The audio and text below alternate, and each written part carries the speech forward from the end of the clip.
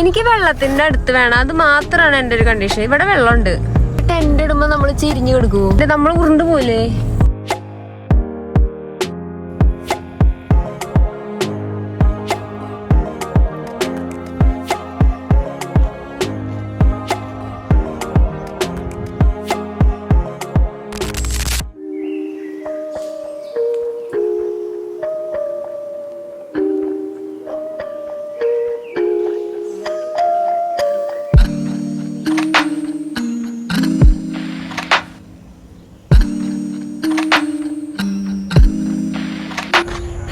Good morning. നല്ല അടിപൊളി sunrise ഒക്കെ നടന്നുകൊണ്ടിരിക്കുകയാണ് കേട്ടോ എന്റെ ബാക്കില്. ഒരു 6:30 ഒക്കെ ആയപ്പോ ഞാനൊക്കെ ഒന്ന് നല്ല ഉറക്കായിരുന്നു. അവിടെ നിന്ന് എണീറ്റ് ഫ്രഷ് ആയി ജസ്റ്റ് സൺറൈസിന് വേണ്ടി ഞങ്ങൾ റെഡിയായി. എസ് നല്ല ഉറക്കാണ് ടെന്റില്. മെൽജോനും ഞാനും എണീറ്റിട്ടുണ്ട്.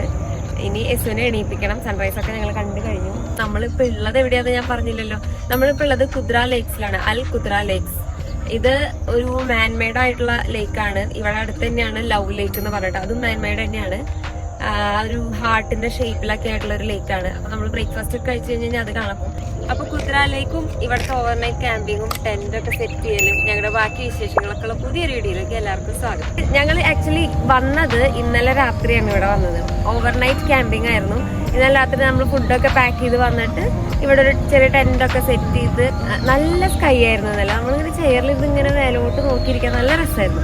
ഒരു 2 മണിയൊക്കെ ആകുമ്പോഴേക്കും നന്നായി ടെമ്പറേച്ചർ ഒക്കെ കുറഞ്ഞു. നല്ല തണുപ്പായി, നമുക്ക് പുറത്ത് നിൽക്കാൻ പറ്റാതെ. അപ്പൊ നമ്മൾ പോയി കിടന്ന് ഉറങ്ങി. രാത്രി ആയതുകൊണ്ട് എനിക്ക് അത്രയ്ക്കധികം അങ്ങോട്ട് ഷൂട്ട് ചെയ്യാൻ പറ്റിയിട്ടില്ല. എന്നാലും ചെറിയൊരു ഓർമ്മയ്ക്ക് വേണ്ടിയിട്ട് കുറച്ച് കാര്യങ്ങളൊക്കെ ഞാൻ ഷൂട്ട് ചെയ്തിട്ടുണ്ട്. നമുക്ക് അതൊക്കെ പോയിട്ട് കണ്ടിട്ട് വരാം. ഒരുങ്ങി ഞങ്ങളെ ഇറങ്ങാൻ കുറച്ച് ലേറ്റായി. ഞങ്ങൾ അവിടെ എത്തുമ്പോൾ സമയം 9 മണിയായിട്ടുണ്ടായിരുന്നു. ശരിക്കും ഇരുട്ടുന്നതിന് മുന്നേ എത്താണെങ്കിൽ ആ ഡേ ലൈറ്റിൽ തന്നെ നമുക്ക് നല്ലൊരു സ്ഥലം കണ്ടുപിടിക്കാമായിരുന്നു. എനിക്ക് വെള്ളത്തിന്റെ അടുത്ത് വേണം, അത് മാത്രമാണ് എന്റെ ഒരു കണ്ടീഷൻ. ഇവിടെ വെള്ളമുണ്ട്. ആ സ്ഥലം എനിക്ക് കാണുന്നില്ലേ വണ്ടിയിൽ ഇരുന്നിട്ട്. ടെന്റ് ഇടുമ്പോ നമ്മള് ചിരിഞ്ഞു കൊടുക്കുവോ? ഇതൊരു സ്ലോപ്പ് അല്ലേ? നമ്മൾ ഉരുണ്ടു പോലെ. അതെ, ഇതൊരു സ്ലോപ്പാ. ഇവിടെ ടെന്റ് ഇട്ടാ നമുക്ക് സുഖമായിട്ട് അറ്റ്ലീസ്റ്റ് ഒരു നിരപ്പായിട്ടുള്ള സ്ഥലം വേണം നോക്ക്. പക്ഷെ വെള്ളം ഇവിടെ സെറ്റാ. കാലിടാം നമുക്ക് വെള്ളത്തില്. അത്ര അടിപൊളിയാ. വാ, ഇവിടെ ചെയ്യാം. അത്ര തെറ്റത്തേക്ക് പോവാൻ പറ്റില്ല, പറഞ്ഞ പോലെ സേഫ് അല്ല. എന്നാലും കുഴപ്പമില്ല, ഇവിടെ വെള്ളം ഉണ്ടല്ലോ. പിന്നെ നല്ലൊരു വൈഡ് ആയിട്ടുള്ള ഒരു ഏരിയ.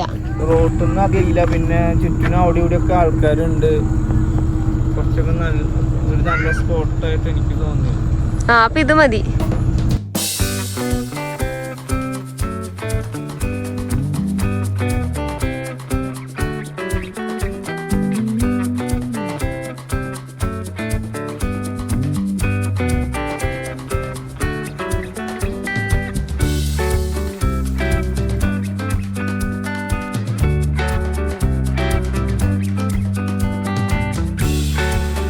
കളിച്ചത് അതിന്റെ ബാറ്ററി തീരാതെ ഓഫ് ചെയ്തേ.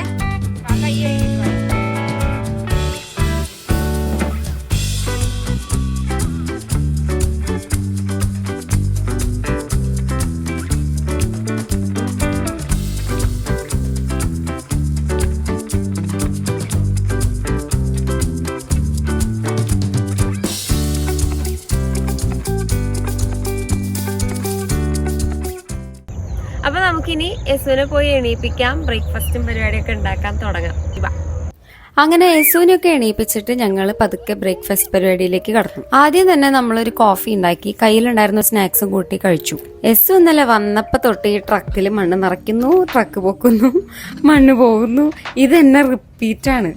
രാത്രി ഉറങ്ങുന്നവരിക്കും കാലത്ത് എണീറ്റിട്ടും അവന്റെ പരിപാടി തന്നെയായിരുന്നു. അടുത്ത ഐറ്റം ബ്രെഡും പുൾസയാണ്. അങ്ങനെ ബ്രെഡും പുൾസയും കുറച്ച് സോസേജ് കുക്ക് ചെയ്ത് അതും കൂടെ കഴിച്ചതിന് ശേഷം ഞങ്ങൾ പതുക്കെ എല്ലാം ഒതുക്കി തുടങ്ങി. എന്നിട്ട് നമ്മൾ പിന്നെ നെക്സ്റ്റ് ലവ് ലേക്കിലേക്കാണ് പോയത്.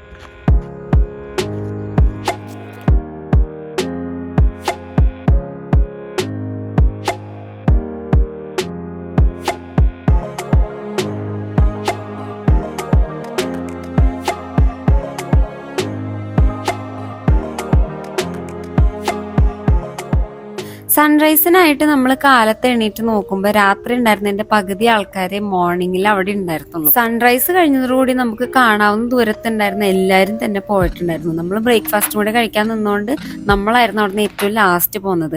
ഇവിടെയായിരുന്നു നമ്മുടെ ടെന്റ് ഉണ്ടായിരുന്ന ഏരിയ. എല്ലാം നമ്മൾ ക്ലീൻ ആക്കിയിട്ടുണ്ട്.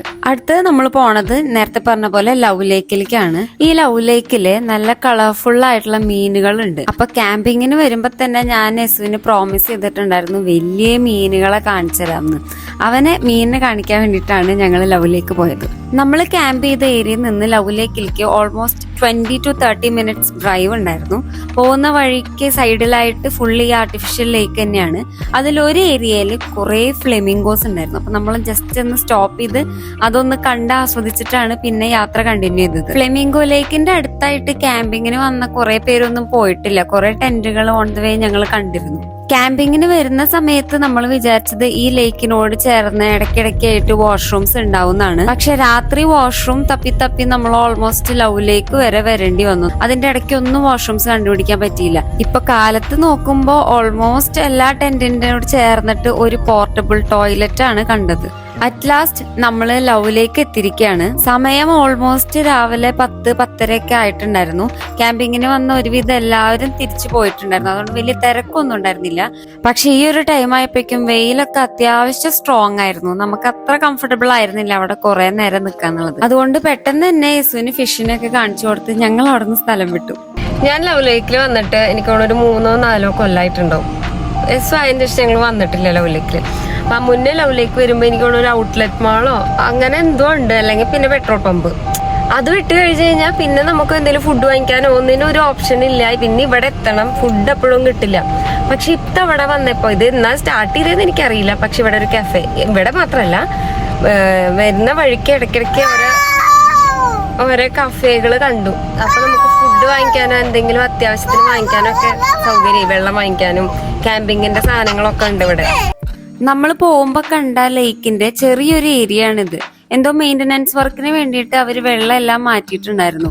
അപ്പോഴാണ് ശരിക്കും അതിന്റെ ഡെപ്ത് മനസ്സിലായത്. ഇതൊന്നും വലിയ ആഴമൊന്നും ഇല്ലാന്നേ, കാണുമ്പോ തോന്നും കുറെ ആഴമുണ്ടെന്ന്. അപ്പൊ അത്രയൊക്കെ ഉള്ളൂ ഇന്നത്തെ വീഡിയോ. നല്ല കാം ആൻഡ് പീസ്ഫുൾ ആയിട്ടുള്ള ഒരു അറ്റ്മോസ്ഫിയറിൽ ടെന്റിലൊക്കെ കിടന്നുറങ്ങി നല്ല അടിപൊളി സൺറൈസ് ഒക്കെ കണ്ട് നല്ല സ്ലോ മോർണിംഗും കിളികളുടെ സൗണ്ടും എല്ലാം ഞാൻ ഭയങ്കരമായിട്ട് എൻജോയ് ചെയ്തു. ഇതെല്ലാം എന്റെ ഒരു ഫസ്റ്റ് ടൈം എക്സ്പീരിയൻസ് ആയതുകൊണ്ട് പറ്റുന്ന പോലെയൊക്കെ ഇത് ഡോക്യുമെന്റ് ചെയ്യണമെന്ന് എനിക്കുണ്ടായിരുന്നു.